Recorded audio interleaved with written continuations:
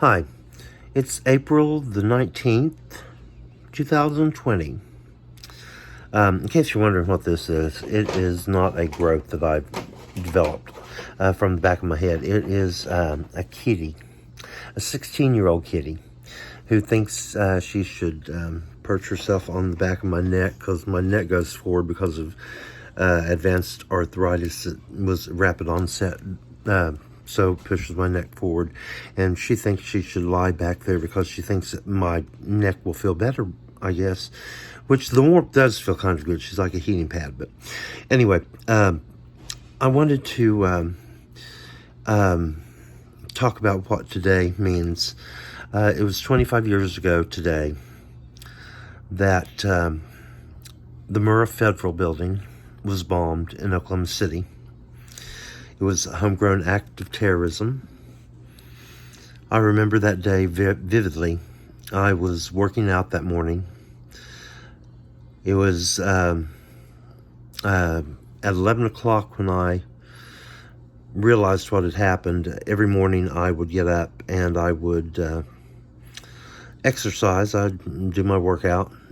I would start out watching Heart to Heart on FX, and then they did reruns back then. And then I'd turn it to TNT and watch reruns of Not Slanting. And I would turn it to the news after I got done, the midday news. And I turned it and I saw they were covering from the national news instead of local. And I thought, what is going on? It was Tom Brokaw. And it looked like something that maybe was going on in another country, maybe a hotel or something like that, because they were doing an aerial shot. I thought, well, this looks, like maybe something had a gas explosion or something of that nature, because the whole side of the building, of course, was gone. And I didn't think about a bombing at that moment. And then all of a sudden they said something about Oklahoma City, and I thought, oh my God. And then they said about the bomb going off and the Murrah Federal Building.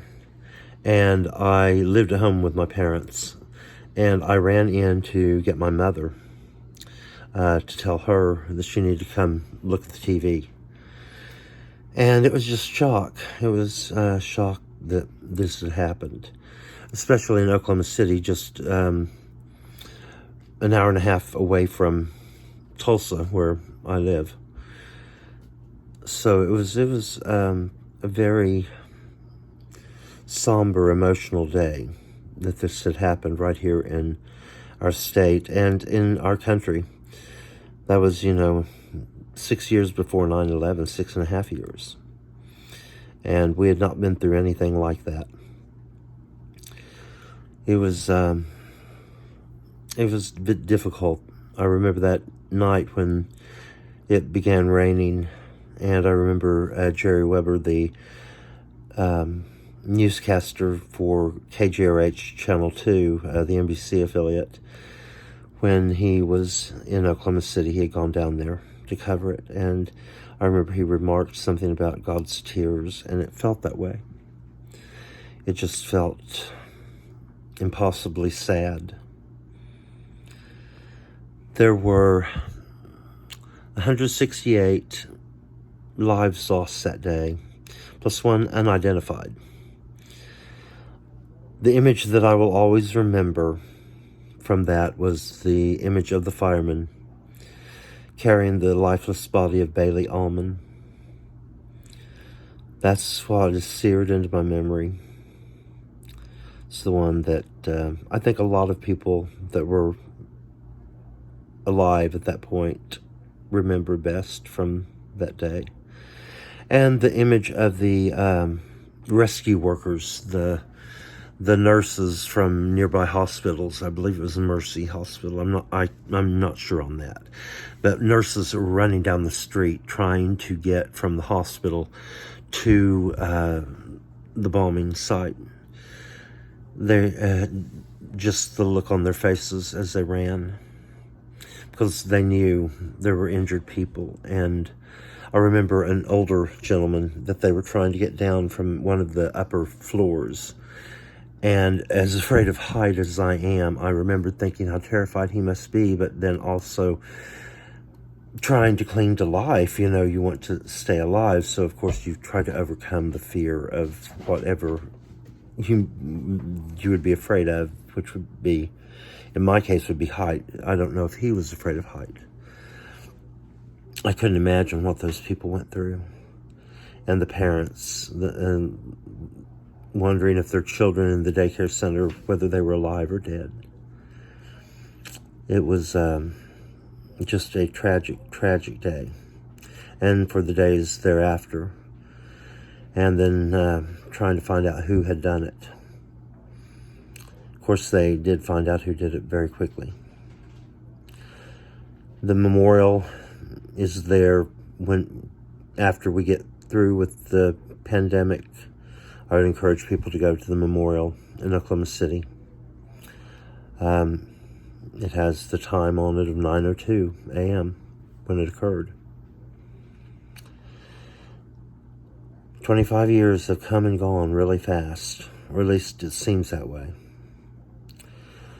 I'm going to do a song that Garth Brooks wrote. This song has gone through my head a lot because it seems kind of appropriate for this time with the pandemic, what's going on with the pandemic. Because there are a lot of people that have done great things to help. This was written because of the bombing in Oklahoma City, and but I think it applies for right now as well. So I'm going to cue this up, and hopefully this will play correctly.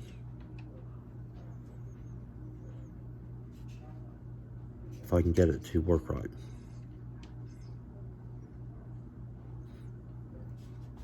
We'll see. Maybe not.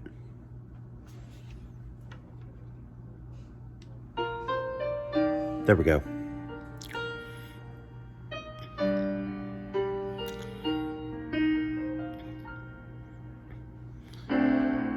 One hand reaches out and pulls the lost soul from harm, while 1,000 more go unspoken for. Sin, what good have you done by saving just this one? It's like whispering a prayer in the fury of a storm, and I hear them saying, you'll never change things, and no matter what you do, it's still the same thing. But it's not the world that I am changing. I do this so the world will know that it will not change me.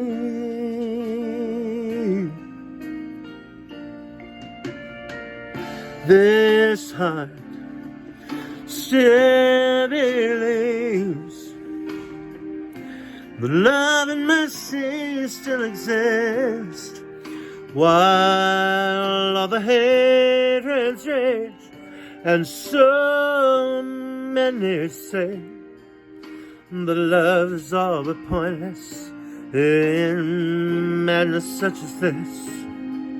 It's like trying to stop a fire with the moisture from a kiss, and I hear them saying, you'll never change things, and no matter what you do, it's still the same thing.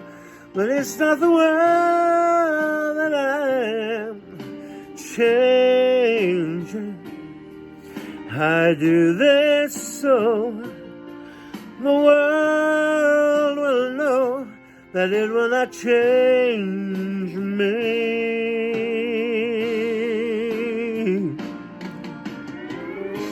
As long as one heart still holds on, then hope is never really gone.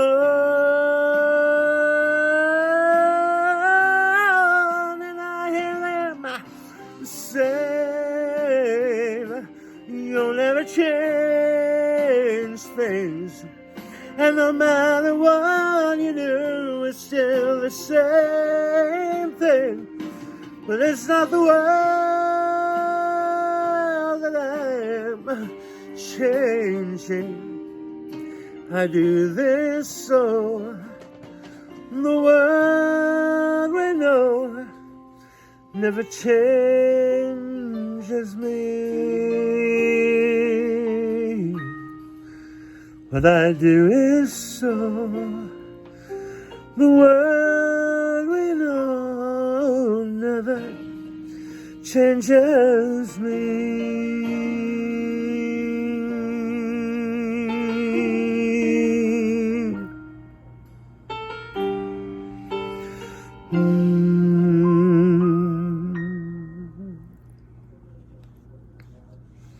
Everybody be safe and be well.